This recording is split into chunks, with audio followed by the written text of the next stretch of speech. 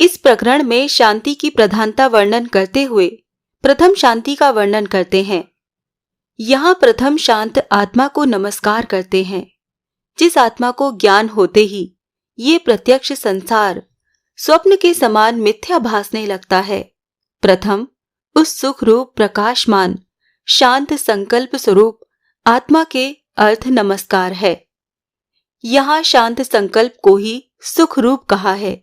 इस कारण शंका होती है कि धनी पुरुष भी तो सुखी होता है, फिर शांत संकल्प को ही सुख रूप किस प्रकार कहा? इसका समाधान करते हैं कि पुरुष धन्य, धान्य, स्त्री और पुत्र आदि अनेक पदार्थों को प्राप्त करके अनेक प्रकार के भोगों को ही भोगता है, परंतु सुखी नहीं होता है, क्योंकि उन भोगों के नष्ट होने पर फिर दुख प्राप्त होता है। इस कारण संपूर्ण संकल्प विकल्पों का त्याग किए बिना सुख रूप कदापि नहीं हो सकता। मिथ्या रूप जो संकल्प विकल्प हैं, उनको तुच्छ जानना ही संकल्प विकल्प का त्याग है। जैसे बंध्या पुत्र को मिथ्या रूप जान लेना ही त्याग है, क्योंकि मिथ्या रूप वस्तु का अन्य किसी प्रकार का त्याग नहीं हो सकता। यही विषय अन्य रीति से दिखाते हैं। नाना प्रकार के जो कर्म, उन कर्मों से उत्पन्न होने वाले जो दुख, वही हुआ सूर्य की किरणों का अत्यंत तीक्ष्ण ताप उससे दग्ध हुआ है। अंतःकरण जिसका ऐसे पुरुष को संकल्प विकल्प की शांति रूप अमृत धारा की वृष्टि के बिना सुख कहां से हो सकता है, अर्थात नहीं हो सकता। अब संसार रूपी विष को दूर करने वाला होने के कारण संकल्प विकल्प के शांति रूप को अमृत रूप करके वर्णन करते हैं। ये संसार संकल्प मात्र है। वास्तव दृष्टि से एक आत्मा के सिवाय दूसरा कुछ नहीं है। यहाँ वादी शंका करता है कि भाव रूप जो दृश्यमान जगत है, सो नष्ट होने के अनंतर अभाव रूप शून्य हो जाता है। जब इस प्रकार शून्यवादी का मत सिद्ध हुआ, तो इसके उत्तर में श्री गुरु अष्टावक्र जी कहते हैं कि संकल्प मात्र जगत के नाश होने के अनंतर सत्य स्वभाव आत्मा अखंड रूप से विराजमान रहता है। इस कारण संसार का नाश होने के अनंतर शून्य नहीं रहता है, किंतु उस समय निर्विकल्प केवलानंद रूप मुक्त आत्मा रहता है। फिर वादी प्रश्न करता है कि संकल्प विकल्प की निवृत्ति होते ही आत्मा को अमृतत्व की प्राप्ति किस प्रकार हो जाती है? तब गुरु कहते हैं कि आत्मस्वरूप दूर नहीं है, किंतु सदा प्राप्त है और परिपूर्ण है, सदा संकल्प विकल्प रहित है, निरायास अर्थात श्रम के बिना ही प्राप्त है।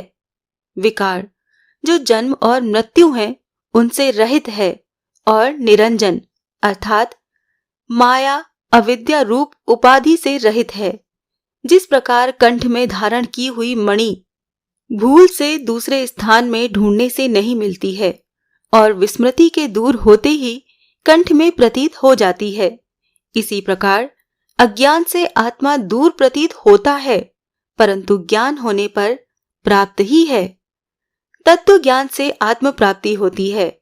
ऐसा जो शास्त्रकारों का व्यवहार है, सो किस प्रकार होता है? और यदि आत्मा नित्य प्राप्त ही है, तो गुरु के उपदेश और शास्त्र अभ्यास की क्या आवश्यकता है? इस पर कहते हैं कि केवल अज्ञान रूपी मोह का पर्दा पड़ रहा है, इससे आत्मस्वरूप का प्रकाश नहीं होता है। इस कारण सद्गुरु के उपदेश से मोह को दूर करके जिसने स्वरूप का निश्चय किया है, ऐसा जो ज्ञानी है, वो जगत में शोभायमान होता है और उसकी दृष्टि पर फिर मोह रूपी पर्दा नहीं पड़ता है। ये संपूर्ण जगत कल्पना मात्र है और आत्मा नित्य मुक्त है। ज्ञानी पुरुष इस प्रकार जानकर क्या बालक के समान सांसारिक व्यवहार करता है? अर्थात कदापि नहीं करता है। अब संपूर्ण कल्पना मात्र है।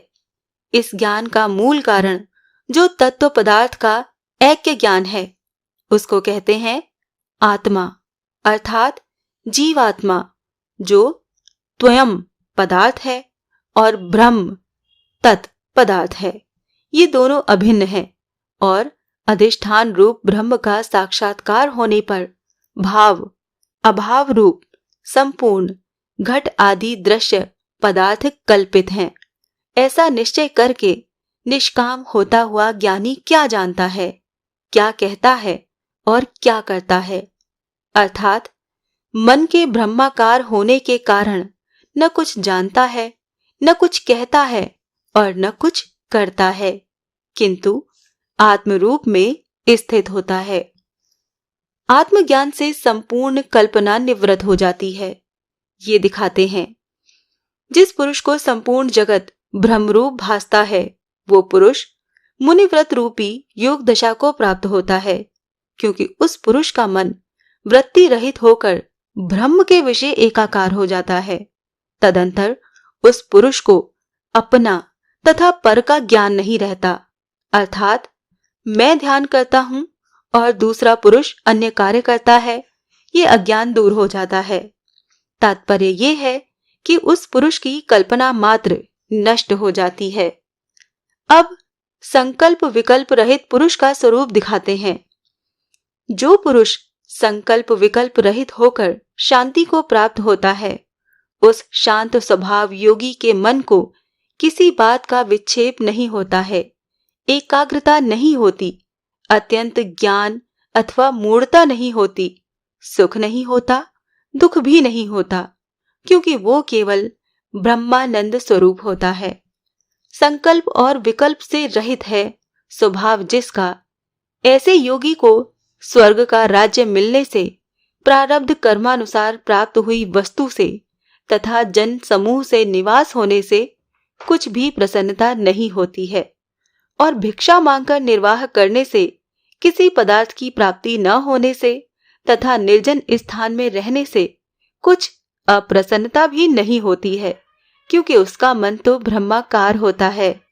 ये किया, ये नहीं किया इत्यादि द्वंद्वों से रहित योगी का धर्म कहाँ, अर्थ कहाँ और मोक्ष का उपाय रूप ज्ञान कहाँ? क्योंकि जब धर्म आदि का कारण अविद्या और संकल्प आदि ही नहीं होते, तो धर्म आदि किस प्रकार हो सकते हैं? जीवन मुक्त योगी को इस संसार में कुछ भी करने को नहीं होता है और हृदय के विषय कोई अनुराग ही नहीं होता है। तथापि जीवन मुक्त पुरुष जीवन के हेतु अदृष्ट के अनुसार कर्म करता है। संपूर्ण संकल्पों की सीमा कहिए, अवधि, जो आत्मज्ञान जिसके विषय विश्राम को प्राप्त होने वाले योगी को मोह कहाँ और विश्व कहाँ और विश्व का चिंतन कहाँ तथा मुक्तपना कहाँ, क्योंकि वो तो ब्रह्म स्वरूप हो जाता है। जिसने ये घटा आदि विश्व देखा है, वो कदाचित घटादि विश्व नहीं है ऐसा जाने, परंतु जो देखता हुआ भी नहीं देखता है, वो वासना रहित होकर क्या करे, अर्थात कुछ नहीं। अर्थात जिसको वासनाओं का संस्कार ही नहीं, वो त्याग ही क्या करे। जो पुरुष परम ब्रह्म को देखे, वो मैं ब्रह्म हूं ऐसा चिंतन करे, और जो द्वितीय को देखता ही नहीं है, वो निश्चिंत होकर क्या चिंतन करेगा, अर्थात कुछ भी चिंतन नहीं करेगा। अर्थात जिसकी द्वैत दृष्टि नहीं है, उसे ब्रह्म चिंतन करने को भी कोई आवश्यकता नहीं है। अंतःकरण का विक्षेप जिस पुरुष के देखने में आता हो, वो मन को वश में करने का उपाय करे, और सर्वत्र एक जो ब्रह्म को ही देखता है, उसके तो विक्षेप है ही नहीं, उसको कुछ साधने योग्य नहीं होता है, इस कारण वो कुछ साधन भी नहीं करता है। संसार के विक्षोभों से रहित धीर पुरुष के समान वर्ताव करता हुआ भी अपने विषय समाधि को नहीं मानता है, विक्षेप नहीं मानता है तथा किसी कार्य में आसक्ति भी नहीं मानता है। जो ज्ञानी है वो अपने आनंद से परिपूर्ण रहता है, इस कारण किसी की स्तुति निंदा नहीं करता है। लोग तो ये देखते हैं कि ज्ञानी अनेक प्रकार की क्रिया करता है, परंतु ज्ञानी आसक्ति पूर्वक कोई भी क्रिया नहीं करता है, क्योंकि ज्ञानी को अभिमान नहीं होता है। प्रारब्ध के अनुसार जो प्रवृत्ति अथवा निवृत्ति रूप कर्म जब करने में आए, उसको अनायास ही में करके स्थित होने वाले धीर पुरुष को प्रवृत्ति के विषय अथवा निवृत्ति के विषय दुराग्रह नहीं होता है। यहाँ वादी शंका करता है कि तुम तो ज्ञानी को वासना रहित कह रहे हो, फिर वो प्रवृत्ति अथवा निवृत्ति रूप कर्म किस प्रकार से करता है? तहाँ कहते हैं कि ज्ञानी वासना रहित है, ज्ञानी को किसी का आधार नहीं लेना पड़ता है, इस कारण ही स्वाधीन होता है, तथा ज्ञानी को राग द्वेष नहीं है, परंतु प्रारब्ध के अनुसार प्राप्त होते हैं उनको करता है। जिस प्रकार पृथ्वी के ऊपर पड़े हुए सूखे पत्तों में कहीं जाने की अथवा स्थित होने की वासना नहीं होती है, परंतु जिस दिशा का वायु आता है उसी दिशा को पत्ते उड़ने लगते हैं, इसी प्रकार ज्ञानी प्रारब्ध के अनुसार भोग चेष्टा करता है। जिसके संसार के हेतु संकल्प विकल्प दूर हो जाते हैं, उस असंसारी पुरुष को न हर्ष होता है न विषाद होता है, अर्थात उसके चित्त में हर्ष आदि 6 उर्मी नहीं उत्पन्न होती हैं। वो नित्य शीतल मन वाला मुक्त के समान विराजमान होता है।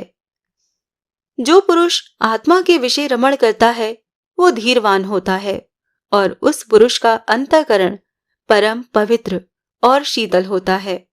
उसको किसी वस्तु के त्यागने की इच्छा नहीं होती है और किसी वस्तु के ग्रहण करने की भी इच्छा नहीं होती है, क्योंकि उस ज्ञानी के राग द्वेष का लेश मात्र भी संबंध नहीं होता है और उस ज्ञानी को कहीं अनर्थ भी नहीं होता, क्योंकि अनर्थ का हेतु जो अज्ञान सो उसके विषय नहीं होता है। स्वभाव से ही जिसका चित्त संकल्प विकल्प रूप विकार से रहित है और जो प्रारब्धानुसार प्रवृत्त निवृत्त कर्मों को अज्ञानी के समान करता है, ऐसे धीर कहिए ज्ञानी को मान और अपमान का अनुसंधान नहीं होता है। संपूर्ण कर्म क्रिया देह करता है, मैं नहीं करता, क्योंकि मैं तो शुद्ध रूप साक्षी हूँ। इस प्रकार जो विचारता है वो पुरुष कर्म करता हुआ भी बंधन को नहीं प्राप्त होता है, क्योंकि उसको कर्म करने का अभिमान नहीं होता है। किए हुए कार्य को मैं करता हूँ ऐसे नहीं कहता हुआ जीवन मुक्त पुरुष कार्य को करता हुआ भी मूर्ख नहीं होता है, क्योंकि अंतःकरण के विषय ज्ञानवान होता है। इस कारण ही संसार के व्यवहार को करता हुआ भी भीतर सुखी और शोभायमान होता है। नाना प्रकार के संकल्प विकल्प रूप विचारों से रहित होकर आत्मा के विषय विश्राम को प्राप्त हुआ धीर कहिए ज्ञानी पुरुष संकल्प विकल्प रूप मन के व्यापार को नहीं करता है और न जानता है, तथा बुद्धि के व्यापार को नहीं करता है, शब्द को नहीं सुनता है, रूप को नहीं देखता है, अर्थात इंद्रिय मात्र के व्यापार को नहीं करता है, क्योंकि उसे कर्तृत्व का अभिमान कदापि नहीं होता है। ज्ञानी मुमुक्षु नहीं होता है, क्योंकि समाधि नहीं करता है, और बद्ध भी नहीं होता है, क्योंकि ज्ञानी के विषय विक्षेप कहिए द्वैत श्रम नहीं होता है, किंतु ये संपूर्ण दृश्यमान जगत कल्पित है ऐसा निश्चय करके तदंतर बाधित प्रपंच की प्रतीति से देखता हुआ भी निर्विकार चित्त होता है। इस कारण साक्षात ब्रह्म स्वरूप होकर स्थित होता है। तहाँ वादी शंका करता है कि संसार को देखता हुआ भी ब्रह्म रूप किस प्रकार हो सकता है। तो इसका समाधान करते हैं कि जिसके अंतःकरण के विषय अहंकार का अध्यास होता है, वो पुरुष लोक दृष्टि से न करता हुआ भी संकल्प विकल्प करता है, क्योंकि उसको कर्तृत्व का अध्यास है, और अहंकार रहित जो धीर कहिए ज्ञानी पुरुष है वो लोक दृष्टि से कार्य करता हुआ भी अपनी दृष्टि से नहीं करता है, क्योंकि उसको कर्तृत्व का अभिमान नहीं होता है। जो जीवन मुक्त पुरुष है उसके चित्त में कभी उद्वेग नहीं होती है, अर्थात घबराहट नहीं होती, किसी प्रकार संतोष भी नहीं होता, क्योंकि कर्तापने के अभिमान का उसके विषय लेश भी नहीं होता है। इसी प्रकार उसको आशा तथा संदेह भी नहीं होता है, क्योंकि वो तो सदा जीवन मुक्त ही है। जिस ज्ञानी का चित्त क्रिया रहित होकर स्थित होने को अथवा संकल्प विकल्प आदि चेष्टा करने को प्रवृत्ति नहीं होता है, परंतु ज्ञानी का चित्त निमित्त कहिए संकल्प विकल्प रहित होकर आत्मस्वरूप के विषय निश्चल स्थित होता है और अनेक प्रकार की संकल्प रूप चेष्टा भी करता है। कोई अज्ञानी श्रुति से यथार्थ तत्व अर्थात तत् और त्वम पदार्थ के कल्पित भेद को श्रवण करके असंभावना और विपरीत भावनाओं के द्वारा अर्थात संशय और विपर्यय करके मूर्ता को प्राप्त होता है, या तत् त्वम पदार्थ के भेद को जानने के निमित्त संकोचन कहिए चित्त की समाधि लगाता है, किंतु वो कोई ज्ञानी ही है जो कि मूढ़ के समान बाहर के व्यवहारों को करता हुआ भी समाधिस्थ रहता है। जो देहाभिमानी मूर्ख हैं, वो मन को वश में करने के अर्थ अनेक प्रकार का प्रयास करते हैं, किंतु उनका मन वश में नहीं होता है। और जो आत्मज्ञानी धैर्यवान पुरुष हैं, वो आत्मस्वरूप के विषय स्थिति को प्राप्त होता है। उसका मन तो स्वभाव से ही वशीभूत होता है। जिस प्रकार निद्रा के समय में मन की चेष्टा बंद हो जाती है, तिसी प्रकार ज्ञान होने पर मन की चेष्टा बंद हो जाती है, क्योंकि अद्वैतात्मक स्वरूप के भाव से भ्रम मात्र की निवृत्ति हो जाती है। जो मूढ़ पुरुष है और जिसको आत्मज्ञान नहीं हुआ है, वो अनेक प्रकार का अभ्यास करके मन को वश में करे अथवा न करे तो भी उसको निवृत्ति का सुख नहीं प्राप्त होता है। और आत्मज्ञानी है, उसने तो ज्यों ही आत्मस्वरूप का निश्चय किया कि वो परम निवृत्ति के सुख को प्राप्त होता है। सद्गुरु और वेदांत वाक्यों की शरण लिए बिना देहाभिमान दूर नहीं होता है। तिस देहाभिमान से मन जगत के विषय आसक्त रहता है। तिस कारण वो पुरुष आत्मस्वरूप को नहीं जानता है, क्योंकि आत्मस्वरूप तो शुद्ध है, चैतन्य स्वरूप है और आनंद रूप है, परिपूर्ण, संसार की उपाधि से रहित तथा त्रिविधता परित है। इस कारण देहाभिमानी पुरुष को उसका ज्ञान नहीं होता है।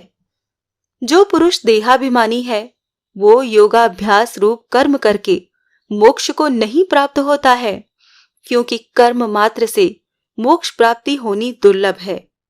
वही श्रुति में भी कहा है, न कर्मणा न प्रज्ञा धनेन त्यागेन के अमृतत्व मानसु। योगाभ्यास आदि कर्म से मोक्ष नहीं होता है, धन प्राप्त करने से मोक्ष नहीं होता है, संतान उत्पन्न कर लेने से मोक्ष नहीं होता है। यदि किन्हीं ज्ञानियों को मोक्ष की प्राप्ति हुई है तो देहाभिमान के त्याग से ही हुई है।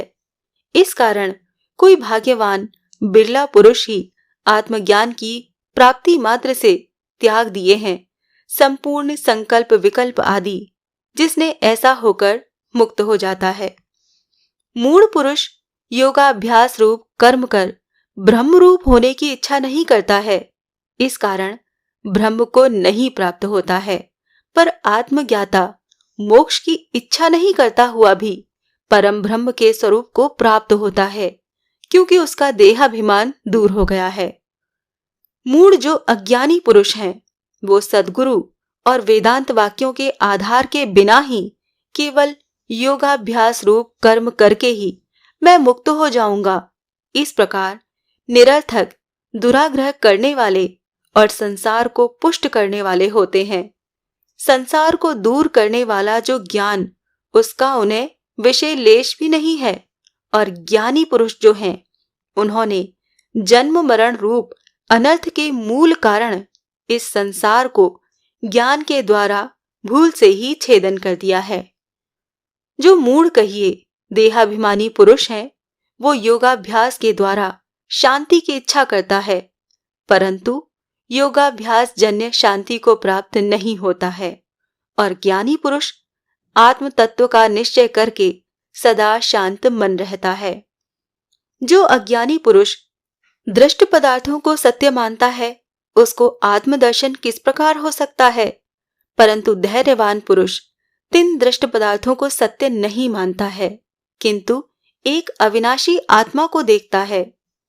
जो मूढ़ देहाभिमानी पुरुष शुष्क चित्त निरोध के विषय दुराग्रह करता है, तिस मूढ़ के चित्त का निरोध किसी प्रकार हो सकता है?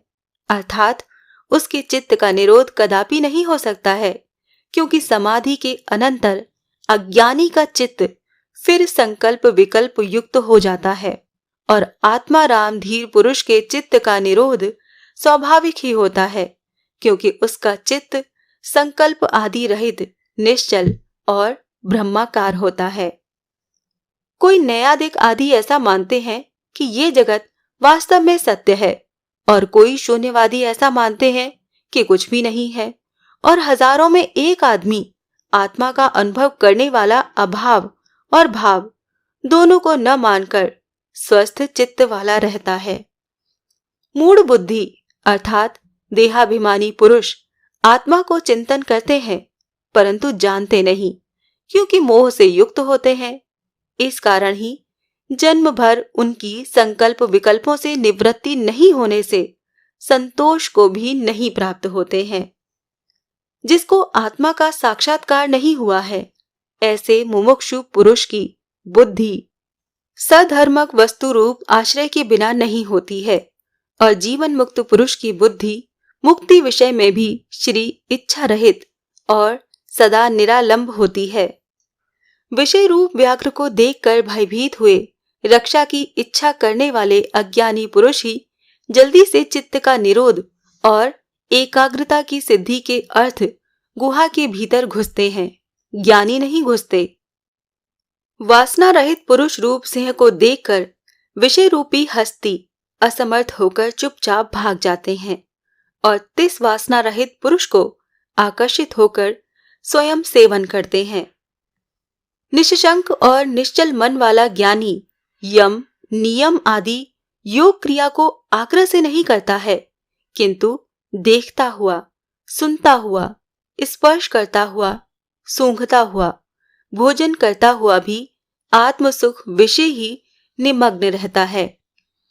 गुरु और वेदांत वाक्यों द्वारा चैतन्य स्वरूप आत्मा के श्रवण मात्र से हुआ है परिपूर्ण आत्मा का साक्षात्कार जिसको, और निराकुल अर्थात अपने स्वरूप के विषय स्थित ज्ञानी आचार को व अनाचार को अथवा उदासीनता इनकी ओर दृष्टि नहीं देता है, क्योंकि वो ब्रह्माकार होता है। अब जो शुभ अथवा अशुभ कर्म प्रारब्धानुसार करना पड़ता है, उसको आग्रह रहित होकर करता है, क्योंकि तिस जीवन मुक्त ज्ञानी की चेष्टा बालक के समान होती है, अर्थात वो प्रारब्धानुसार कर्म करता है, राग द्वेष से नहीं करता है। राग द्वेष रहित पुरुष सुख को प्राप्त होता है, परम ज्ञान को प्राप्त होता है और नित्य सुख को प्राप्त होता तथा आत्म स्वरूप के विषय विश्राम को प्राप्त होता है। जब पुरुष अपने विषय कर्तापने का और भोक्तापने का अभिमान त्याग देता है, तभी उस पुरुष की संपूर्ण चित्त की वृत्तियां क्षीण हो जाती हैं।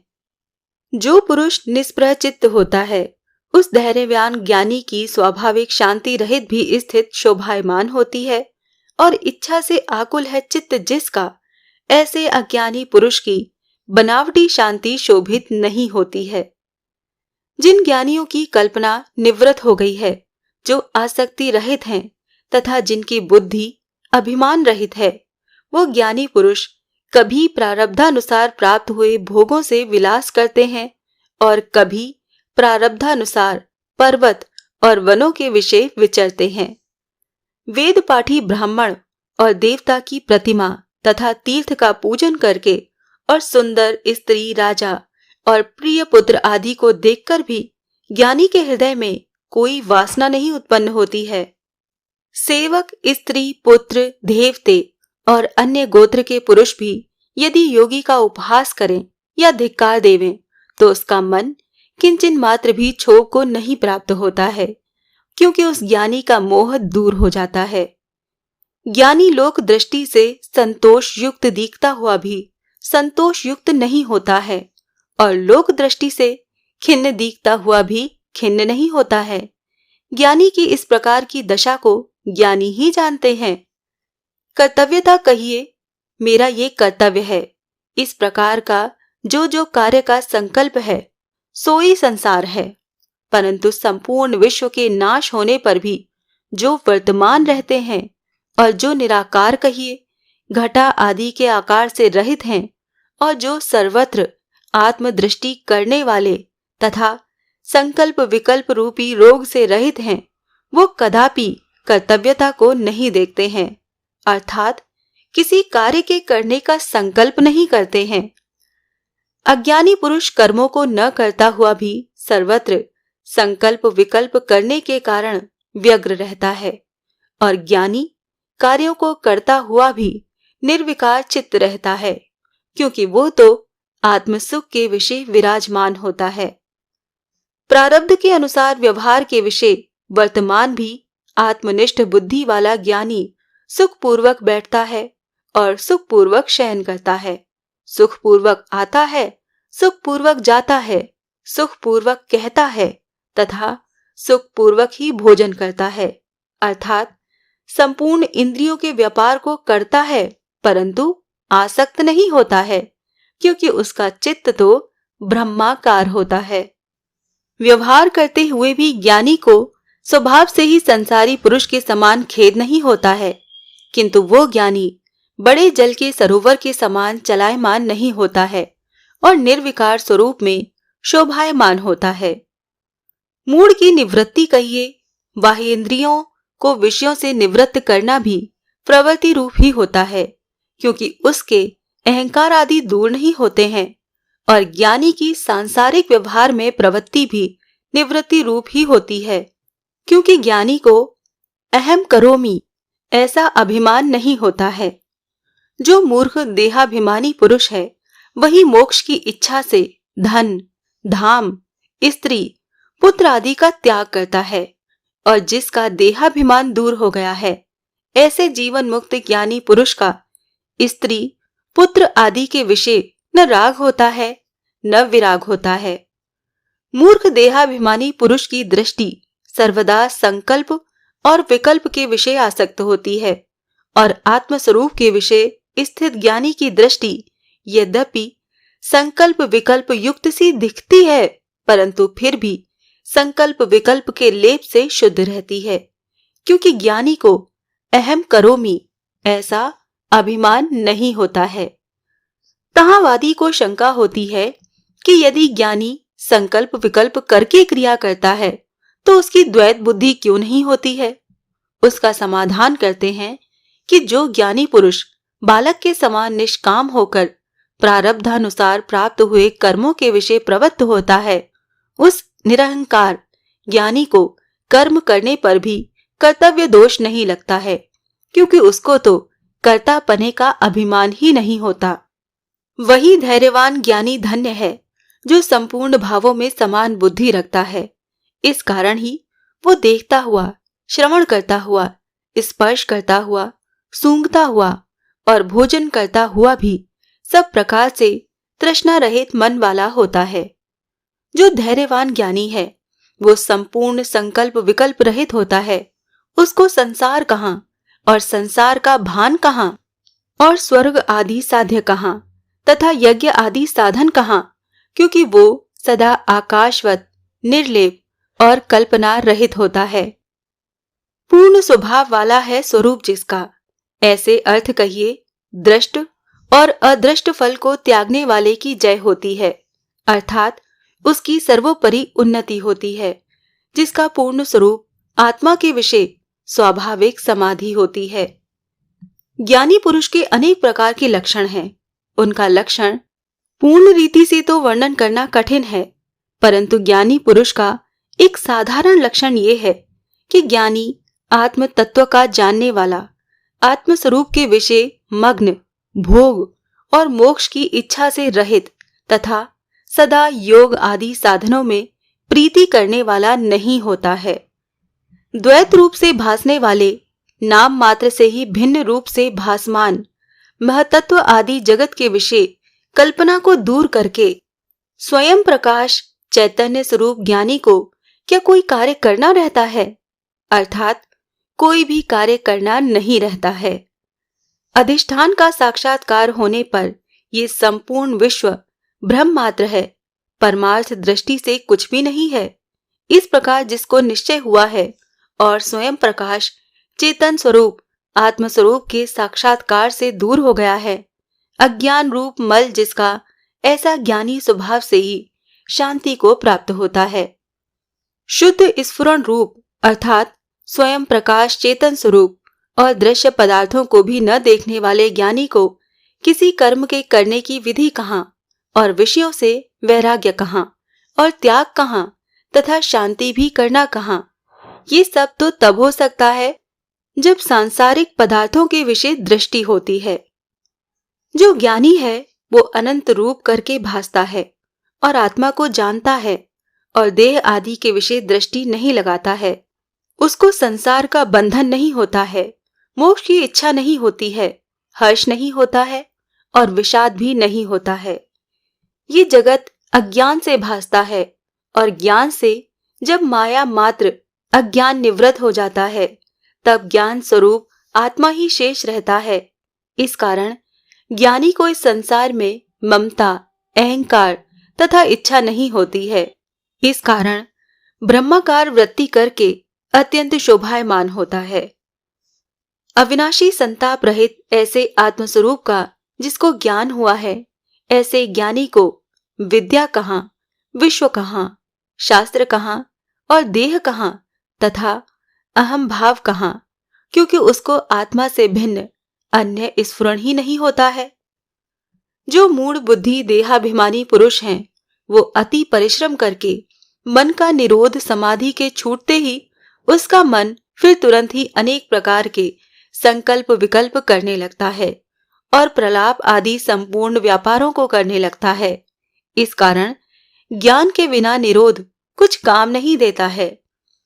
जो देहाभिमानी मूढ़ पुरुष हैं, वो वेदांत शास्त्र के अनेक ग्रंथों के द्वारा आत्मस्वरूप को सुनकर भी देहाभिमान को नहीं त्याग सकता है। यद्यपि अति परिश्रम करके ऊपर से त्याग दिखाता है, परंतु मन में अनेक विषय वासना रहती हैं। ज्ञानी लोकाचार के अनुसार कर्म करता है, परंतु ज्ञान के प्रताप से कर्म फल की इच्छा नहीं करता है, क्योंकि वो केवल आत्मस्वरूप के विषय लीन रहता है। जिससे उसको कर्म करने का अथवा कहने का अवसर ही नहीं मिलता है। जो ज्ञानी है वो निर्विकार होता है, उसको काल आदि का भय नहीं होता है, उसको अंधकार का भान नहीं होता है, प्रकाश का भी भान नहीं होता है, उसको किसी बात की हानि नहीं होती है, भय नहीं होता है, वो सर्वदा मुक्त होता है। ज्ञानी का स्वभाव किसी के ध्यान में नहीं होता है, क्योंकि ज्ञानी स्वभाव रहित होता है। उसका धीरजपना, ज्ञानीपना तथा निर्भयपना नहीं होता है। जिस ज्ञानी की सर्वत्र आत्मदृष्टि हो जाती है, उसको स्वर्ग, नरक और मुक्ति आदि का भेद नहीं होता है। अर्थात अधिक कहने से क्या प्रयोजन है, ज्ञानी पुरुष को किसी प्रकार का भी भेद नहीं भासता है। जो ज्ञानी है वो लाभ की इच्छा नहीं करता है और लाभ नहीं हो तो शोक नहीं करता है, और इस कारण ही धैर्यवान ज्ञानी का चित्त ज्ञानामृत से परिपूर्ण और इसी कारण शीतल कहिए ताप त्रय रहित होता है। जो पुरुष कामना शून्य ज्ञानी है, वो किसी शांत पुरुष को देखकर प्रशंसा नहीं करता है और दुष्ट को देखकर निंदा नहीं करता है, क्योंकि वो अपने ज्ञान रूपी अमृत तृप्त होता है। इस कारण नहीं सुख दुख की कल्पना करता है तथा किसी कृत्य को नहीं देखता है। जो धैर्यवान अर्थात ज्ञानी है, वो संसार का द्वेष नहीं करता है और आत्मा को देखने की इच्छा नहीं करता है, क्योंकि वो स्वयं ही आत्मस्वरूप है। इस कारण उसको हर्ष तथा शोक नहीं होता है और जन्म मरण रहित होता है। पुत्र, स्त्री आदि के विषय प्रीति न करने वाले, विषयों के भोग की इच्छा रहित और अपने शरीर के विषय भी भोजन आदि की चिंता न करने वाला, इस प्रकार सर्वत्र आशा रहित ज्ञानी शोभा को प्राप्त होता है। जो ज्ञानी पुरुष है, उसको जो कुछ प्रारब्धानुसार मिल जाए उससे ही वो बर्ताव करता है और परम संतोष को प्राप्त होता है। तदंतर अपनी दृष्टि जिधर को उठ जाती है उन्हीं देशों में विचरता है और जहां ही सूर्य अस्त हो तहां ही शयन करता है। देह नष्ट हो अथवा सुखी रहे, परंतु अपने स्वरूप रूपी भूमि पे विश्राम करके संपूर्ण संसार को भूलने वाले ज्ञानी को इस देह की चिंता नहीं होती है।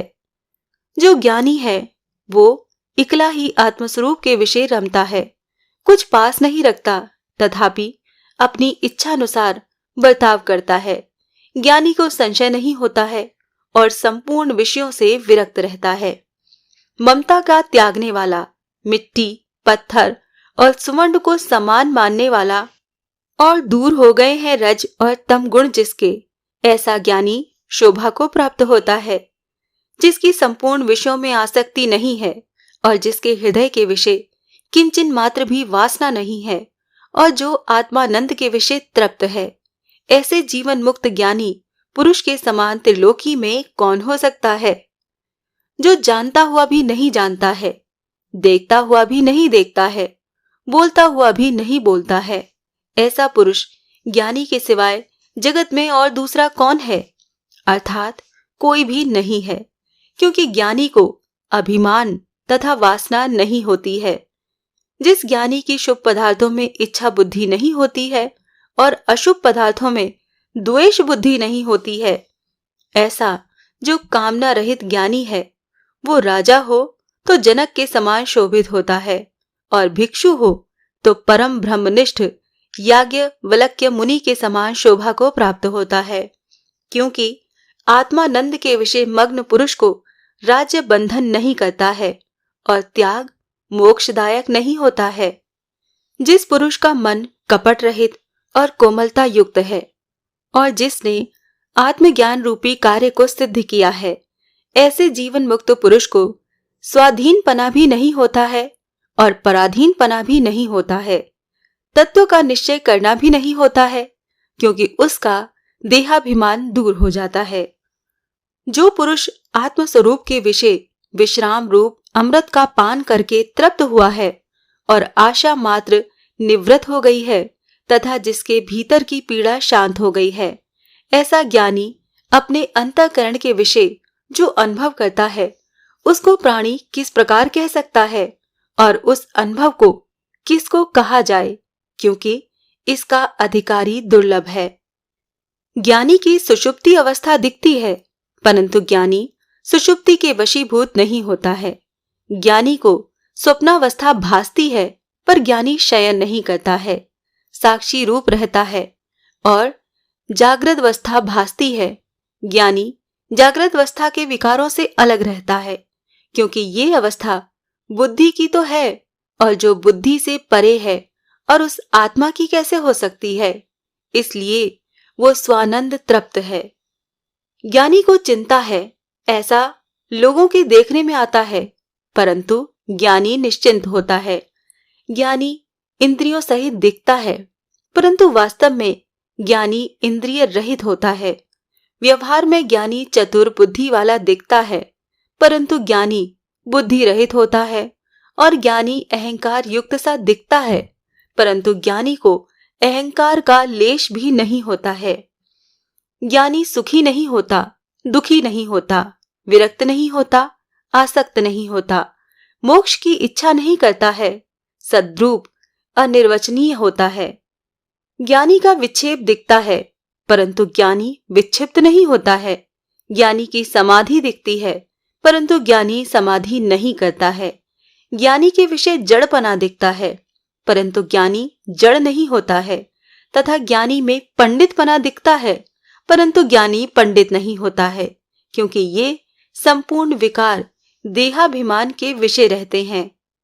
जैसी अवस्था प्राप्त हो उसमें ही स्वस्थ रहने वाला और किए हुए और कर्तव्य कर्मों के विषय अहंकार और उद्वेग न करने वाला, अर्थात संतोष युक्त तथा सर्वत्र आत्मदृष्टि करने वाला जीवन मुक्त ज्ञानी पुरुष तृष्णा के न होने से ये कार्य किया, ये नहीं किया, ऐसा स्मरण नहीं करता है। जो ज्ञानी है उसकी कोई प्रशंसा करे तो प्रसन्न नहीं होता है और निंदा करे तो कोप नहीं करता है, और इसी प्रकार मृत्यु भी सामने आती दिखे तो भी ज्ञानी घबराता नहीं है और बहुत वर्षों पर्यंत जीवे तो भी प्रसन्न नहीं होता है। जिस ज्ञानी की वृत्ति शांत हो गई है, वो जहां मनुष्यों की सभी होए तहां जाने की इच्छा नहीं करता है। इसी प्रकार निर्जन स्थान जो वन, तहां भी जाने की इच्छा नहीं करता है, किंतु जिस समय जो स्थान मिल जाए वहां ही स्थित करके निवास करता है, क्योंकि नगर में तथा वन में ज्ञानी की एक समान बुद्धि होती है। अर्थात ज्ञानी की दृष्टि में जैसा नगर है वैसा ही वन होता है।